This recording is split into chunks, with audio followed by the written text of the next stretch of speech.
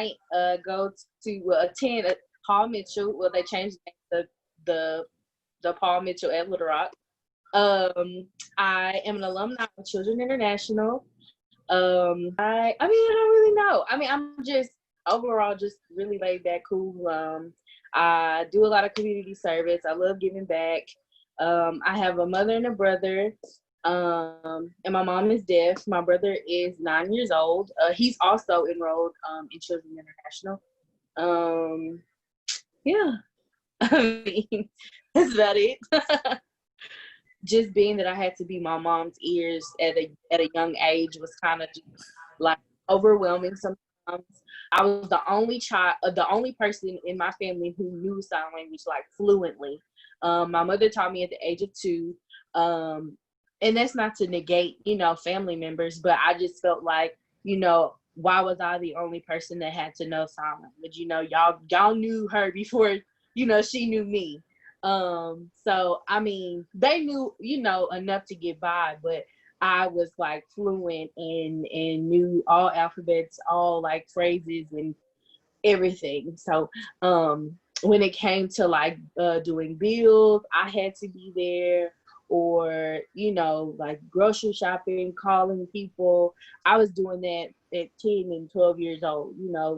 Normal kids don't have that responsibility, but I was had to leave a child's point of view, and had to face those kind of things. And then when my brother came along, that's when responsibility kind of it already was at max, but it went like times 10 because I had a sibling. So sometimes when I hear my friends say, oh, I did this as a kid, and in my mind I'm like, I didn't get to experience that because I was being an interpreter. So okay, so before I had even like knew what I wanted to do, like everybody just kept saying like, don't you know how much money like is in sign language interpreting? Like, do you not know like they need you? Like, and I'm just like, okay, I know that, I get that. And so with that, I was just like, okay, like I love politics and sign language is my second home, so why not go to school for it? It's easy, I can breeze through it. Wrong. People would just be like, oh, you know this already, so why are you here? And I'm just like, my mom wants me to do this. Like everybody around me wants me to do this. And it would be people who would be biased towards me. I'll get picked on in class and they'll be like, is this English or ASL? And I would just be able to tell them what it is, and everybody would just kind of look at me, side at me. And I just be like, okay, like I'm not feeling the energy here. Like I'm just not, I feel like everybody is attacking me because this is something that I grew up with. I can't help that's what God blessed me with. I can't, what I'm saying? I can't just take something and just be like, oh, I don't know it. And I just had hit a breaking point because I'm just like, I'm overwhelmed. I'm working too much. Life is not going my way. I'm not excited. I'm not happy about anything. And I just had to take a pause. Like I stopped.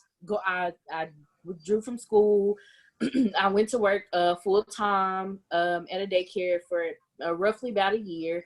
And in that time space, I stopped and I paused and I was like, okay, like this is not how my life is supposed to be. You're living for you. You're living your life inside out. Like you have to figure out what's going to work for you, because at the end of the day, everybody else around you, they're living their life. You're not happy. You're not looking happy. You know what I'm saying? So it was just a wake up call for me. And it was just basically like, you got to change. Like there's some things that are due you, and you're owed, you know what I'm saying, to be successful. Like there's no way that you're supposed to continue living like this. And I just kind of found what worked for me, which was going to cosmetology school because I loved makeup. I loved doing hair. That same day I enrolled, sent my money in, and I got accepted. And ever since then, I've just been living my best life. Like what I've learned, just the journey of being a child of a deaf adult, you can't escape that. You just can't. I mean, as much as you want to just fight it, you might as well go with the current, because at the end of the day, there's not a lot of people that advocate for hearing impaired people. And you can cry about it, you can whine about it, but at the end of the day, these people need you. I am never gonna say that it's easy, because the journey is not. Like I said, I've cried on many shoulders.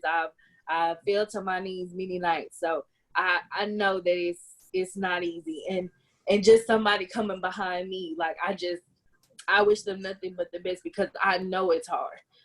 Sometimes it's just like, I don't know who I'm gonna lean on this time. Sometimes I might have to lean on myself. So you have to be able to be strong-minded. You really do. You really do. And I'm saying that from somebody who was in therapy, and I was just like, they can't relate to me. They don't understand what I'm going through. Me sitting here talking about it, they can't relate. They don't have to go home to what I have to go home to. So you really have to be strong to withstand this, and and your higher power had to know that you were strong enough to withstand that. So it's gonna be hard. It is gonna be hard, and there's gonna be times where you're like, okay, can I pass this on to somebody else? You you can't. And I'm just, just being honest, you can't. And again, you never know what gift is, or what blessing you're gonna receive for doing a good deed. It, like I said, it'll become second nature, but you're gonna get frustrated. It's not about you. It's not about you. It's about helping somebody that cannot help themselves. Those people depend on you. And it's not saying that they don't want to try, because they really do. They really want to make it easier on you. And I'm still learning that. And I'm 22 years old, and I've experienced this my entire life. These people really depend on you. They really don't have nowhere else to turn. And so even when I'm in the store and people see me and they're like, hey, I know you. And I'm like, yeah. And they're like, can you do such and such for me? I don't get upset about it, because I know they need me. Because they go through anxiety. They go through a lot of anxiety, because they're like, what if they don't understand what I'm trying to say? What if I don't understand what they're trying to say?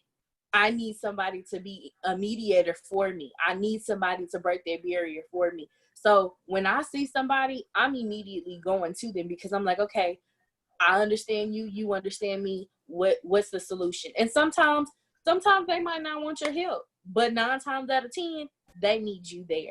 And that's an assurance for them, because they're like, okay, somebody understands me. Somebody understands what I'm going through. Somebody understands my feelings right now, because I'm stuck. I don't have anybody just to be by me side by side at all times. You're an emotional being. You're gonna feel emotions, but you have to remove yourself physically from it and just be like, okay, this is not about me. I'm not the person that needs it right now. Somebody else needs it. And you just have to just be like, okay, and this is not about me right now. Somebody else needs me. And then when it's all said and done, you take that moment, you take your moment, the moment that you know you need to be like, hey, ooh, they drained me. Let me get back to myself. Let me take a moment. Let me, whatever however you can cope, maybe dancing, maybe singing, maybe listening to music, or whatever hobby you like, reading, whatever. Just take that moment and be like, okay, collect your thoughts. Be like, okay, that was draining. Let's rejuvenate.